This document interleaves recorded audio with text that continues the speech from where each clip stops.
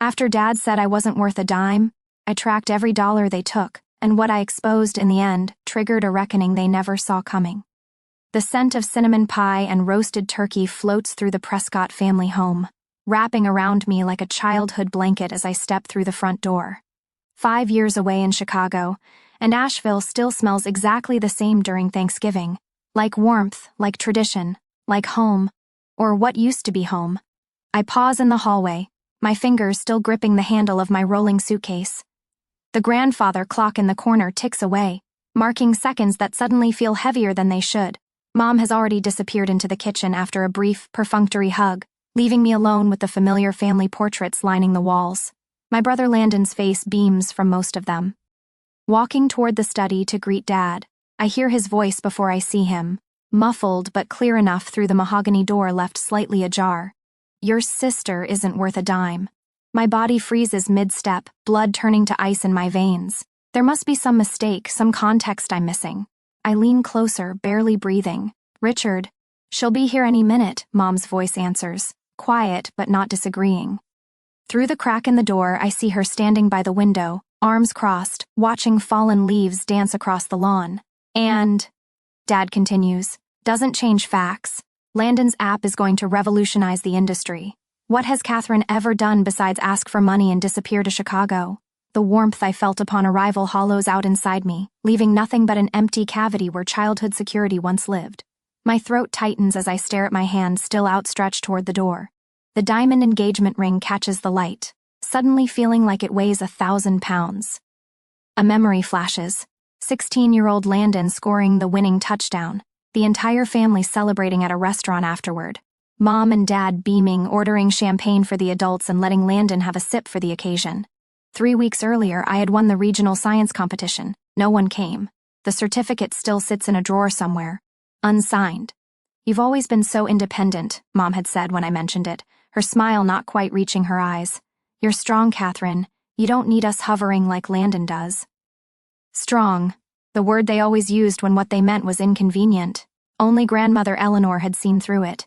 "They mistake your self-sufficiency for permission to ignore you," she told me once, her weathered hands cupping mine. "Don't let them exploit what makes you special." But I had, for years. I straightened my spine and pushed the door open, plastering on the smile I've perfected since childhood. "Hello." I made it. Dad quickly shifts in his leather chair, his face transforming from irritation to practiced pleasure. "There she is," he announces, standing to offer a brief hug that barely makes contact. "Traffic wasn't too bad?" "Not bad at all," I reply, the lie sliding easily from my lips. "The traffic had been horrible, but they don't actually want to know." "Dinner's almost ready," Mom says, crossing the room to straighten a picture frame that doesn't need straightening.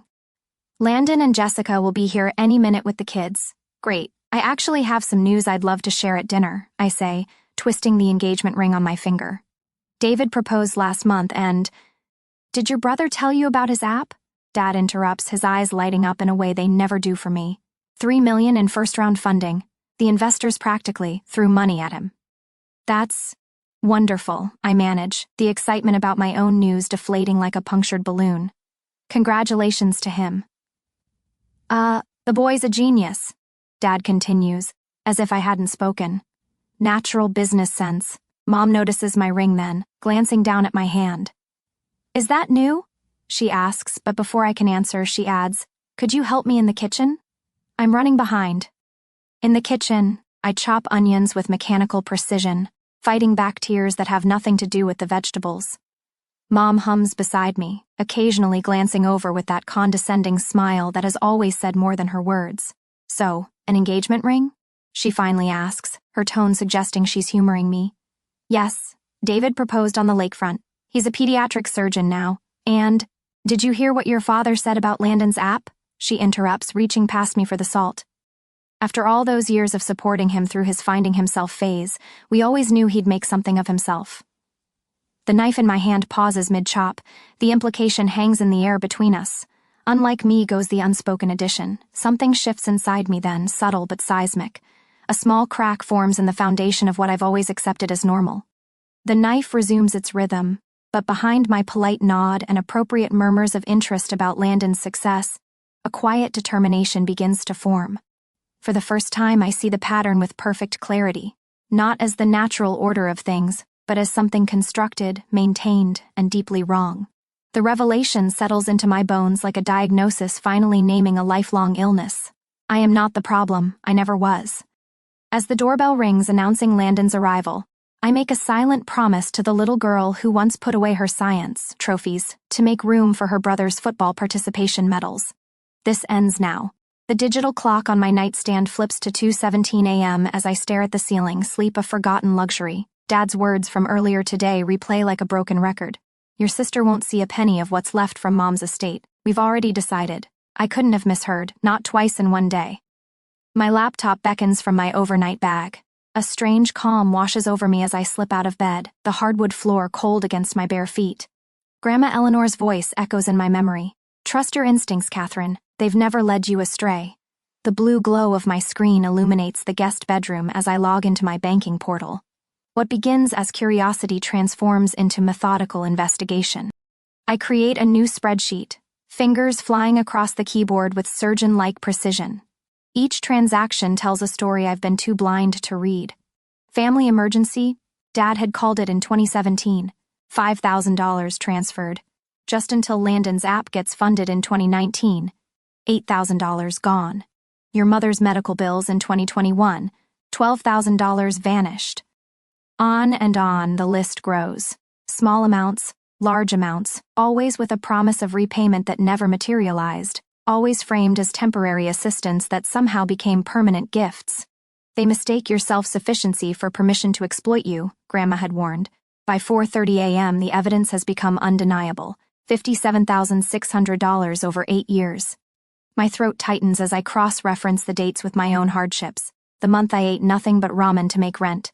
The year I couldn't afford health insurance. The dental work I postponed for 3 years. But worse discoveries await in my email archives. I search Eleanor Estate and find the forwarded documents from after Grandma's death 4 years ago. Insurance paperwork, Dad had called it, rushing me to sign during Thanksgiving dinner preparation. Just formalities for releasing the funds. The PDF loads slowly, each pixel revealing another betrayal. Not insurance forms, loan guarantees. My signature authorizing Dad to borrow against my inheritance portion, $10,500 that should have been mine, now listed as a family allocation. My fingers hover over the keyboard, trembling not from fear but from something colder, harder.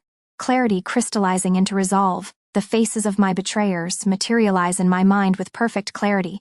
Dad, Richard Prescott, financial advisor to half of Asheville's elite, architect of my systematic financial bleeding. Mom, Margaret, whose carefully cultivated silence enabled every transaction. And Landon, my brother, golden child, unwitting beneficiary of resources siphoned from my future. Did he know? The question burns briefly before being extinguished by the mountain of evidence before me. Outside, the first gray light of dawn breaks through the curtains. I've been at this for hours, compiling a 9-page ledger of betrayals spanning nearly a decade. The confusion and hurt that kept me awake have transmuted into something unexpected, cold, implacable clarity. I print the documents, the printer whirring quietly in the pre-dawn stillness, 3 copies, each highlighting a different aspect of the exploitation. One shows every dollar transferred, one documents the forged guarantees, one calculates interest on what should have been repaid. My reflection in the darkened window looks different somehow. Shoulders straighter, jaw firmer, eyes clear. The emotional appeals ended yesterday. Today begins with evidence. You cannot fight what you cannot name, Grandma Eleanor used to say. Now I've named it, documented, quantified it down to the last penny. What they've stolen goes beyond money. My security compromised by forged documents bearing my signature, my identity as the strong one weaponized against me, my financial independence undermined by constant drainage. Most unforgivable, Grandma Eleanor's legacy, her final gift meant to launch my future, redirected through deception to fund Landon's 3rd failed startup attempt. The sun crests the horizon, painting the room amber light. I place the documents in 3 folders, color-coded for impact rather than organization. In 4 hours, the family will gather for breakfast, the perfect backdrop for revelations. I close my eyes, not to sleep but to center myself. What happens next will permanently alter every relationship in this house. The daughter they've known, compliant, self-sufficient, easily dismissed, died sometime during the night, replaced by someone they won't recognize, someone who finally sees the truth. My fingers trace the neat rows of figures on the printed ledger, each number a small piece of myself reclaimed, my first victory in a war I didn't know I was fighting until now. Expensive enlightenment, but worth every penny. I place the folders on the nightstand and lie back, watching the ceiling brighten with morning light. For the first time since arriving, I feel something like peace. The clarity of complete financial accounting has come at a devastating emotional cost, but as Grandma would say, the truth may not set you free, but it sure shows you which locks need picking. Tomorrow, I'll worry about the future. Today is for justice. The morning light filters through the kitchen blinds, casting parallel bars across the dining table where I've arranged everything with military precision. 4 ceramic mugs, a carafe of coffee strong enough to strip paint, and 3 manila folders positioned at exact right angles. Each folder bears a name in black permanent marker: Richard, Margaret, Landon. My handwriting, normally a rushed scrawl, appears oddly calm on the labels, belying the hurricane in my chest. I check my watch, 7:28 a.m. The sound of footsteps and morning complaints drifts down from upstairs. They'll be here in moments, stumbling into what they think is just another family breakfast. My fingers trace the edge of the center folder, 9 pages of financial records, 8 years of calculated exploitation, $57,600 in emergency loans that were never emergencies and never loans. The numbers dance in my vision like an accusation. The stairs creak. I straighten my spine and pour coffee into each mug with deliberate slowness. Dad enters first, newspaper tucked under his arm, his eyes widening slightly at the sight of me fully dressed and waiting. "You're up early," he remarks, reaching for his usual chair. "I thought we should talk before everyone scatters for the day," I reply, my voice sounding foreign to my own ears. Flat, unadorned, stripped of the desperate need for approval that has colored it for 31 years. Mom appears next, her silk robe cinched tightly at the waist, followed by Landon, his hair still mussed from sleep. They take their seats with the casual entitlement of people who have never questioned their place at the table. I wait until they've each taken a sip of coffee, until they've settled into the comfort of routine. Then I slide the folders toward them, one for each. "Here's every dollar I sent you," I say, the words falling from my lips like stones. Every cent taken from Grandma Eleanor's inheritance. Everything. Dad's coffee mug freezes halfway to his mouth. "What's this supposed to be?" "Evidence," I answer, tapping the top page in his folder. A spreadsheet with dates, amounts, and alleged purposes highlighted in yellow. 8 years of financial exploitation. $57,600 in transfers to this family. $10,500 stolen from Grandma's inheritance that was meant for me. Mom's face pales beneath her expensive moisturizer. "Catherine, families help each other," she says, her voice carrying that familiar note of righteous dismissal. "That's what families do, but it sounds hollow now, a rusted bell." "Is that what you call it? Help?"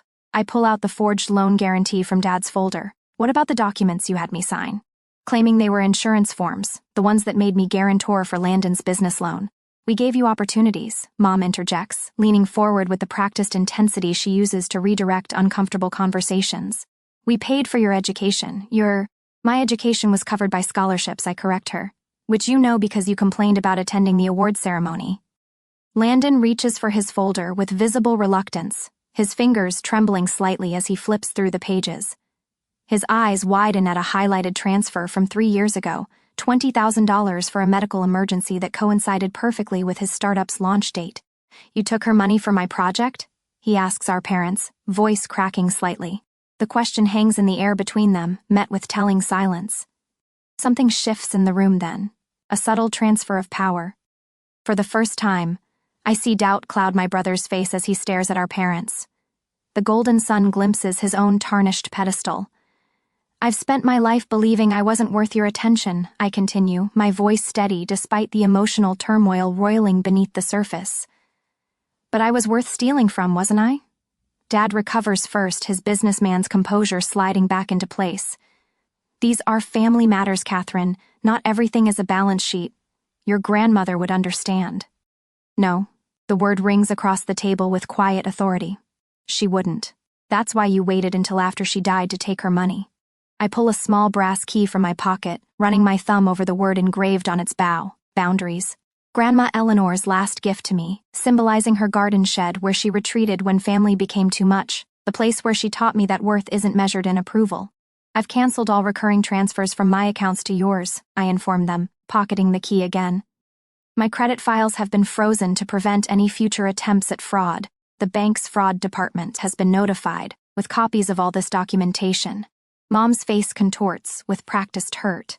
You're reporting your own family to the authorities? After everything we've done for you? I haven't filed charges. Yet, I emphasize the last word, letting it settle between us like a promise. But my lawyer has been notified about the identity misuse. He's drawing up papers as we speak. The wall clock ticks loudly in the silence that follows. For years, I've mistaken family loyalty for obligation, allowing it to be weaponized against me, binding me to people who saw me as nothing more than a convenience. I'm taking the promotion in Boston, I announce, rising from my chair. The job offer I've spent weeks agonizing over suddenly feels like liberation rather than abandonment. Senior Finance Director, they need an answer by Monday. Boston? Mom's voice rises. But that's across the country. What about holiday gatherings? What about me? I finish for her. For the first time, the question doesn't sound selfish to my ears. It sounds necessary. I gather the empty coffee mugs, stacking them with methodical precision. The evidence stays on the table. I've made copies for myself. Let them sit with the paper trail of their betrayal, I think, as I retrieve my purse from the counter. I have a flight to catch, I say aloud. The 9 pages of evidence are already tucked into my carry-on, the weight of them somehow lighter than the burden of willful ignorance I've carried for decades. They remain frozen at the table as I walk toward the door, leaving them in the chaos of their own making. No dramatic exit needed, just the quiet finality of a decision made with clear eyes. The taxi waiting outside will take me to the airport, then to Boston, where a corner office with a harbor view awaits. Senior Finance Director, the title feels right. Earned through competence rather than connection. As I close the front door behind me, I feel Grandma Eleanor's key warm against my skin through my pocket. Boundaries. The word no longer feels like a wall I build to keep others out, but a foundation I create to keep myself intact. My old life closes behind me with deliberate finality. The new one waits, ready to be claimed on my terms. A week later, the Charles River glistens below my apartment window, sunlight dancing across its surface like scattered diamonds. I press my palm against the cool glass, allowing myself a moment to breathe in this view that now costs me an extra $30,000 a year, worth every penny for the distance it creates. Miss Prescott? The security consultant clears his throat behind me. We're finished with the final installation. I turn, surveying my transformed living space. New locks, security cameras at the entrance, a private number unlinked from any family contacts. The walls are freshly painted a deep burgundy, my choice, not Mother's preferred pastels that always made me feel like I was living inside a baby's nursery. Perfect, I say, signing the final payment authorization. And you're certain about the protocols we discussed? He nods, professional and crisp. Anyone claiming to be family will be flagged immediately. They won't get past the building entrance without your explicit approval. On my mantel, Grandmother Eleanor's brass key sits displayed in a small glass case. The only family heirloom I kept, the key to her lake house where she taught me to trust my instincts. Now it serves as both memory and boundary marker. They took so much, I think, but they can't take her wisdom from me. Thank you, I tell the consultant, walking him to the door. That will be all. Once alone, I open my laptop, continuing the meticulous organization of financial records that's consumed my evenings since arriving in Boston. 8 years of transactions, color-coded and annotated, potential legal exhibits labeled and cross-referenced. Jennifer Maxwell, my attorney, called it the most thorough client documentation she'd ever seen. The email notification appears while I'm double-checking a particularly damning bank statement from 2022. Mother's name in bold in the subject line. Please reconsider what you're doing to this family. The message arrives 3 weeks after my departure, right on schedule. I click it open, already knowing the emotional bullets waiting inside. Catherine, I've barely slept since Thanksgiving. Your father is devastated by your accusations. After everything we've sacrificed for you, how could you repay us with such cruelty? Landon asks about you constantly. Please come home so we can talk about whatever confusion has caused this behavior. I save the email to my evidence folder without responding. The timestamp matters for establishing the pattern. My phone rings. A Boston area code I don't recognize. Catherine Prescott speaking, I answer, professional tone firmly in place. Miss Prescott? Thomas Berger here from East Coast Investments. I'm an old friend of your father's. He's concerned about you and asked if I might reach out, see if we can smooth things over. The first business associate deployed. I make a note of the name and company while responding. Mr. Berger, I appreciate your call, but this is a private matter. Please don't contact me again regarding my family. Before I can hang up, he adds, your father mentioned you might be under significant stress, perhaps affecting your judgment? He only wants what's best. Goodbye, Mr. Berger, I say, ending the call and adding his information to my growing spreadsheet of flying monkeys. Father must be truly worried to activate his business network this quickly. The pattern accelerates over the next few days. Cousin Sarah calls, voice breaking with carefully manufactured concern about my mental state. Uncle Peter leaves a voicemail suggesting I'm throwing away my inheritance over a misunderstanding. 3 distant relatives I barely know send tearful messages about healing the family.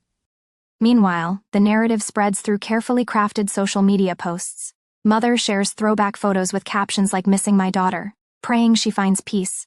Father's country club friends comment with thinly veiled suggestions about young professionals burning out and how family is everything during a crisis. I screenshot everything, adding it to my evidence file. They're following the narcissist's playbook to the letter, Jennifer Maxwell says when we meet in her downtown office, sunlight glinting off her steel-framed glasses as she reviews my latest documentation. First denial, then recruitment of allies, then attacking your stability. Will it work against us? I ask, watching her expression carefully. Jennifer shakes her head, red curls bouncing against her shoulders. Not with this level of financial evidence. The forged signatures alone are enough for criminal charges if you wanted to pursue that route. I don't want them in jail, I explain, remembering Father's face when I confronted him. Not remorse, fear of consequences. I want them legally prevented from ever accessing my finances again. She nods, understanding. We'll continue building the case. Meanwhile, I've arranged for you to meet with Samuel Winters tomorrow, best financial security expert in Massachusetts. He'll review the forged documents. I leave Jennifer's office with a stronger step, heading directly to my therapist's building 10 blocks away. Dr. Patterson's office feels like neutral territory, the only place where I don't need to maintain my defenses. The flying monkeys are exactly what we anticipated, she says after I describe the week's contacts. How are you managing the emotional impact? I consider the question seriously, better than expected. Each attempt feels predictable now, less destabilizing. I've named the pattern, so it's lost some power. Dr. Patterson smiles slightly. That's significant progress. And your workplace boundaries? Secure, I confirm. Lisa has been extraordinary. Lisa Bennett, my department director and unexpected mentor, had immediately understood the situation when I requested privacy protections. She'd implemented them without questions, then offered her personal support over lunch. Anyone trying to reach you will go through me first, she'd promised, eyes sharp with recognition of abuse patterns. I've dealt with something similar. Your career won't suffer because of their actions. Outside Dr. Patterson's office, my phone buzzes with Michael's text, meeting finished early. Dinner at my place tonight, made your favorite pasta, to my 4. Michael Carter, my fiancé, the unwavering center in this hurricane. He'd listened to every horrifying revelation without judgment, helped me compile evidence at 3 a.m., and never once suggested reconciliation would be easier than justice. I text back a simple, yes, please. Be there at 7, feeling my shoulders relax for the first time today. The escalation arrives the next morning.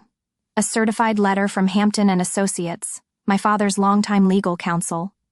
I photograph the envelope before carefully opening it. This firm represents Richard and Margaret Prescott regarding defamatory statements made by Catherine Prescott to multiple parties. Cease and desist all communications regarding alleged financial improprieties or face significant legal consequences.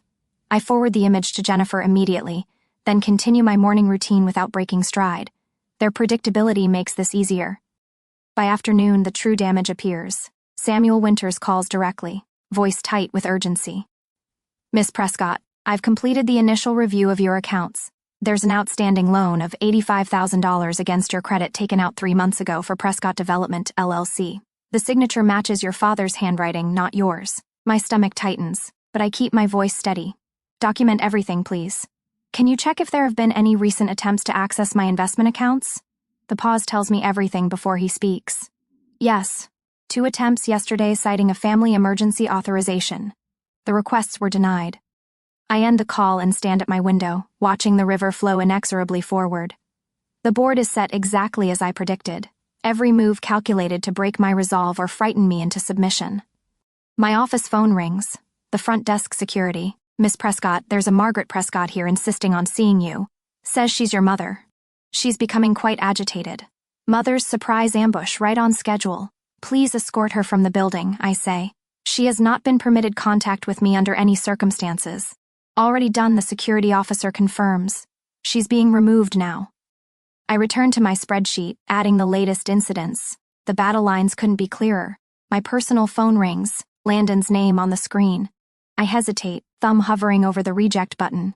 My brother, beneficiary of their preferential treatment, yes, but perhaps not fully aware of the financial crimes. After a moment's calculation, I answer.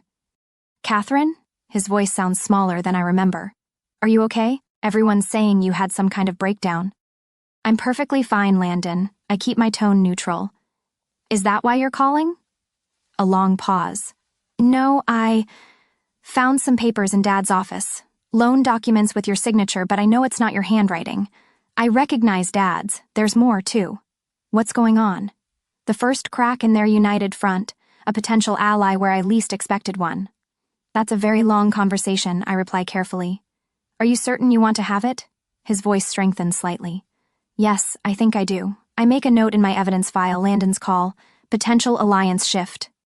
That evening, Michael helps me assemble the final components of our counterattack. The comprehensive evidence package sits on my dining table. Financial records, identity theft documentation, forensic handwriting analysis, 8 years of unauthorized transactions totaling over $200,000. "The federal authorities have your identity theft report," Jennifer confirms over speakerphone. "The cease and desist letter is ready for your approval, including specific penalties for further contact." I sign the electronic document she's sent, feeling the weight of this moment. "Send it," I say. Michael squeezes my hand as I end the call. "Are you ready for what comes next?" he asks. I look at grandmother Eleanor's key catching the last light of day. They've spent my entire life preparing me for this fight. They just never expected me to win it. The river flows darkly below my window as night falls, carrying everything toward its inevitable destination. The trap is set, the evidence compiled, the allies secured. Let them come. A week later, the attorney's office smells like lemon polish and expensive leather. I sit ramrod straight in my chair, the conference call about to begin. My palms should be sweating, but a curious calm has settled over me, the kind that comes when you've already accepted the worst possible outcome and decided to forge ahead anyway. "Miss Prescott? We're connecting now," my attorney Sandra murmurs, her silver hair catching the light as she nods toward the speakerphone. The red light blinks twice before voices fill the room. "Catherine."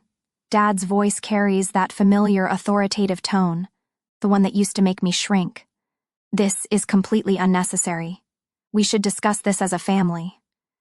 I glance down at the folder before me, tabbed with colored markers and organized with military precision. A text from Michael lights up my phone, "Standing with you." I silence it and look up. All further correspondence must be documented, I say. Any discussion happens through our attorneys. I will not engage in unrecorded conversations. Each sentence falls like a gavel, measured and final, the 3 sentences I rehearsed for hours. "Sweetheart, please," Mom's voice wavers with practiced vulnerability. "We've always supported you. Remember when we helped with your first apartment?" Sandra slides a printout toward me. Evidence item 17, canceled check for apartment help, followed by bank records showing Dad withdrawing the identical amount from my trust fund 3 days later. "Mrs. Prescott," Sandra interjects, "we have documentation that the financial support you reference was actually Miss Prescott's own inheritance, redirected through your accounts. The pattern is quite clear." A sharp intake of breath from the speakerphone. "Richard Prescott has built a reputation in this community for 40 years, their attorney begins. "These allegations of fraud are demonstrable. Let's review the timeline," I interrupt, my voice not wavering. I begin methodically, starting with the first transfer 8 years ago. January 15, 2017, $10,000 withdrawn from my account. With a forged signature, the funds appearing in Landon's business startup account on January 16th. Dad attempts to interrupt, but I continue, cool as winter water. February 20 to 8th, 2019. $15,000 diverted from grandmother Eleanor's bequest, specifically earmarked for my education. The forensic handwriting analyst confirms the signatures on these documents are forgeries, Sandra adds, tapping her pen against the report. The implications for tax fraud alone. This is absurd, Dad blusters, but the edge of panic in his voice tells me everything. Catherine has always been dramatic. Always. March 12, 2022, I continue, undeterred. Loan guarantee for Landon's second venture, presented to me as insurance paperwork while I was recovering from surgery. Silence stretches across the line. May I please speak to Catherine alone? Landon's voice suddenly breaks through, sounding smaller than I've ever heard him. That's not advisable, his father's attorney begins. I'm willing to take a separate call, I reply, surprising myself. Despite everything, something in his tone reaches past my armor. Mom begins to weep, the familiar symphony of guilt-inducing sobs that once sent me scrambling to make things right. Now they sound hollow, mechanical even. Richard, there are serious implications here, their attorney murmurs, voice barely caught by the microphone. We're prepared to present complete bank records showing systematic transfers from Catherine's accounts to family members over 8 years, Sandra continues. Additionally, we have text message documentation establishing a pattern of emotional manipulation to facilitate financial exploitation. I flip to the final page of my evidence folder, screenshots of texts, Dad asking for small loans when I'd received recognition at work, Mom suggesting I was selfish for questioning family expenses during holidays, the timestamp on each perfectly aligned with withdrawals from my accounts. Landon didn't know. Dad's voice hardens. Leave him out of this. I didn't want to believe it, Landon says, his voice strained. But I found the paperwork, Dad. The transfer records for my business loan. You said that came from your retirement. A fracture in the perfect family portrait. The golden sun stepping out of the frame. You've always been jealous of your brother's success, Mom hisses, abandoning the tears when they failed to work. This vindictive display, we have copies of Miss Prescott's professional achievements and income statements, Sandra interrupts. Her success is well documented, despite receiving none of the family support that was directed to her brother. Uncle Thomas clears his throat. I'd almost forgotten the extended family members were on the call. Richard, is this true? Eleanor's inheritance was specifically for Catherine's. The money stayed in the family, Dad snaps. It's all the same pot. It wasn't yours to take, I say, each word crystalline in its clarity. Our settlement terms flow from me like a river breaking through a dam. Full financial restitution with calculated interest. Legal acknowledgement of the fraud. A binding no-contact agreement with financial penalties for violations. Public correction of the family support narrative they've cultivated. A written apology for the theft of grandmother's inheritance. When I finish, the silence stretches so long I wonder if the call has dropped. You can't possibly expect, Dad begins. But for the first time in my life, his voice holds no power. Those are my terms, I say, the words emerging steady, uncompromising. Mom's crying has stopped entirely, the performance has ended, the audience has left. I'll call you separately, Landon says, resignation and something like respect in his voice. I look down at my evidence folder, thinking of the years spent believing I was less valuable, less loved, less worthy of protection. The perfect ledger of transactions tells a different story, not of my inadequacy, but of their exploitation. This ledger is balanced, I say, closing the folder with a finality that echoes through the room. The accounts are settled. As Sandra disconnects the call, I feel the weight of expectation and obligation slide from my shoulders. In their place grows something new, something that belongs entirely to me, freedom built on truth's unshakable foundation. 6 months later, the Boston apartment catches the late afternoon light, transforming ordinary objects into something extraordinary. I run my fingers along the bookshelf I built myself, touching the framed photo from the Harborside wedding 3 months ago, Michael's eyes crinkling at the corners as he smiles at me instead of the camera, his hand wrapped protectively around my waist. The scholarship committee approved 5 more applicants, I call out as Michael enters with groceries. Young women who might otherwise fall into the same traps I did. I really can't, he starts, then grins. The Eleanor Mayfield Fund, doing exactly what your grandmother would have wanted. The monthly financial self-defense workshop flyer sits on my desk, featuring testimonials from previous participants.